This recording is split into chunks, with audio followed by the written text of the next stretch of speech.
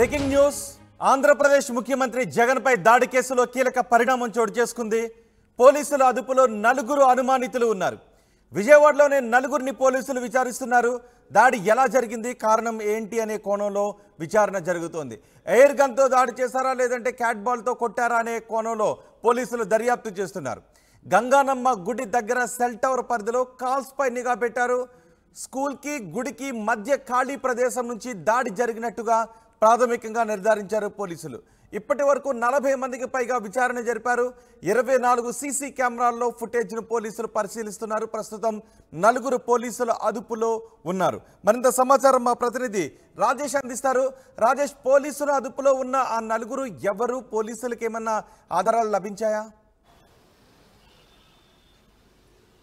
నలుగురిని అదుపులో తీసుకుని విచారణ అయితే చేస్తున్నారు. వాళ్ళ దగ్గర నుంచి సమాచారం అయితే రాబట్టే పనిలో పోలీసులు ఉన్నారని చెప్పాలి. ఈ కేసుకు సంబంధించి అంటే ముఖ్యమంత్రి జగన్మోహన్ రెడ్డి మీద దాడి ఘటన సంబంధించినటువంటి అంశంలో మొత్తం 6 బృందాలుగా ఏర్పాటు చేసి ఈ పోలీసుకు సంబంధించిన విచారణ చేస్తున్నారు. డీసీపీ హరికృష్ణ ఆధ్వర్యంలో 6 బృందాలు, ప్రత్యేక బృందాలు ఏర్పాటు చేశారు. అటు టాస్క్ ఫోర్సు, సిసిఎస్, అదేవిధంగా cyber crime, law and order 4 డిపార్ట్మెంట్లు, 4 వింగులు కూడా ఈ కేసుకు సంబంధించినటువంటి అంశంలో విచారణ చేస్తూ ఉన్నారు. ప్రధానంగా చూస్తే కనుక ఈ కేసులో దాడి ఎక్కడి నుంచి జరిగింది, ఉపయోగించిన ఆయుధం ఏంటి, ఇదే 2 కీలక అంశాలుగా మారాయి. దాడి చేసింది ఆ స్కూలు, అదేవిధంగా గంగానమ్మ గుడి మధ్యలో ఖాళీ ఉంది, గోడ ఉంది. ఆ గోడ నిలబడి అక్కడి నుంచి దాడి చేసి అటువైపు నుంచి పారిపోయి, వెనకాల ఓపెన్ గ్రౌండ్ ఉంది, అటువైపు పారిపోయారనే కోణంలోనే పోలీసులు విచారణ చేస్తున్నారు. ఎందుకంటే అక్కడ గోడ మీద కానించి స్కూల్ లోపల ఉంటే కనుక దాడి చేసి పారిపోవడానికి ఆస్కారం ఎంతవరకు ఉంటుంది, అదే గోడ అంటే స్కూల్ అదేవిధంగా గంగానమ్మ గుడి మధ్యలో ఉండి దాడి చేసిన తర్వాత పారిపోవడానికి ఆస్కారం ఎలా ఉంటుందని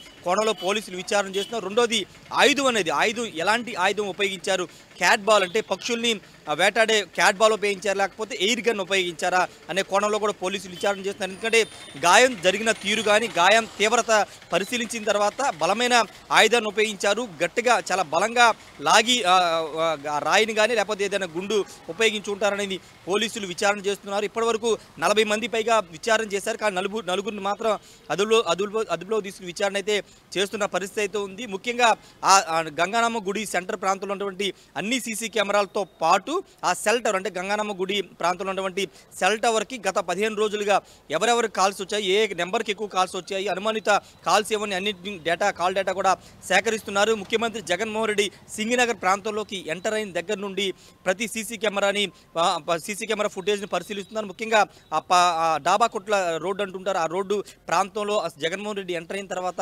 ఉన్నటువంటి సీసీ కెమెరా ఫుటేజ్, ఆయన రాకముందు అనుమానితులు ఎవరైనా ఉన్న కదలికలకు సంబంధించినటువంటి సీసీ ఫుటేజ్ని కూడా పరిశీలిస్తున్నారు. ఇప్పటికే దీనికి సంబంధించి ఒక ప్రాథమిక నివేదికనైతే రాష్ట్ర ఎన్నికల సంఘానికి సిపి కాంతిరాణ టాటా అందజేశారు.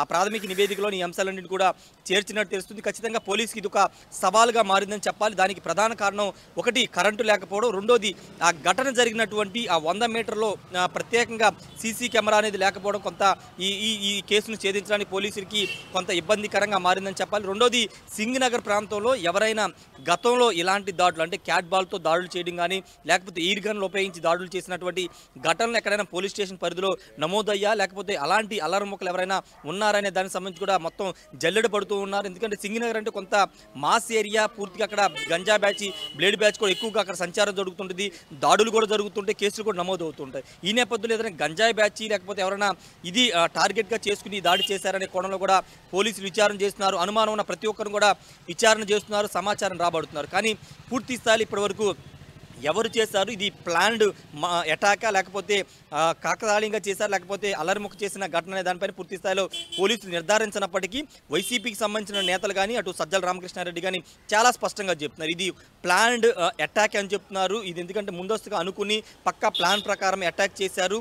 అంటే ఆయన జగన్మోహన్ రెడ్డి బస్సు పైన నిలబడి అందరికి అటువైపు ఇటువైపు తిరిగి అభివాదం చేస్తున్న సందర్భంలో కొంత ఆయన అటువైపు మూవ్ అయిన సందర్భంలో ఆ గాయం పైన తగిలింది. ఒకవేళ ఆయన వాళ్ళ టార్గెట్ అది ఆ ప్లేస్ కాదు, వేరే ప్రాంతంలో అటాక్ చేయాలనుకున్నారు. జస్ట్ ఆ మూవ్మెంట్స్ కదలడం వల్ల జగన్మోహన్ రెడ్డి అటువైపు తిరగడం వల్ల ఈ దాడి కన్నుపైన జరిగింది, లేకపోతే పెద్ద ప్రమాదం జరిగేది. కాబట్టి ఇది ఖచ్చితంగా ఒక ప్లాన్డ్ అటాక్ అనేది వైసీపీ నేతలు చెప్తున్నారు. దానిలో భాగంగా నిన్న ఈసీని కూడా కలిసి ఫిర్యాదు చేసిన నేపథ్యం ఇప్పుడు పోలీసులు కూడా చాలా వేగంగా విచారణ చేస్తున్న నేపథ్యంలో అసలు నిందితులు ఎవరైనా దానిపైన